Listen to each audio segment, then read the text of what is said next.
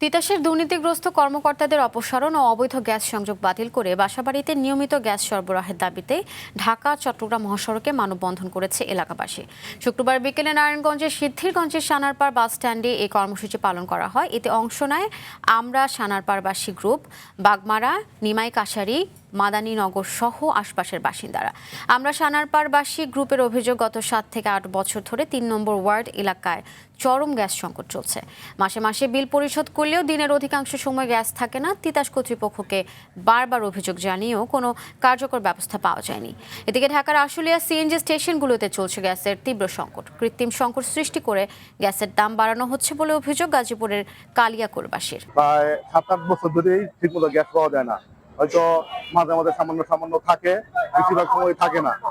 ঠিক আছে, এইটাই হলো মূল সমস্যা। এলাকায় গ্যাসের লাইন আছে কিন্তু আসলে গ্যাস নাই। এই লক্ষাধিক লোকের বসবাস, এই রান্না বান্না থেকে শুরু করে গ্যাসের সামগ্রিকভাবে আমাদের খুব সমস্যা হয়। তিতাসের কোনো লোকজন এলাকায় আসে নাই যে এটা তারা আশ্বস্ত করবে বা একটা উদ্যোগ নিচ্ছে, কোনো কিছুই নাই। বরং মাঝখানে কিছু লোক আমরা শুনছি যে বিভিন্ন জনের থেকে টাকা নেওয়ার চেষ্টা করছে। সাধারণ মানুষ খুবই কষ্টে আছে, কিন্তু তিতাস কর্তৃপক্ষ চরম উদাসীন। অথচ আমরা জানি যে এখানে অবৈধ সংযোগ, বিশেষ করে বিভিন্ন কয়েল ফ্যাক্টরি, চুনা ফ্যাক্টরিতে, শিল্প কারখানায় অবৈধ গ্যাস সংযোগ হয়।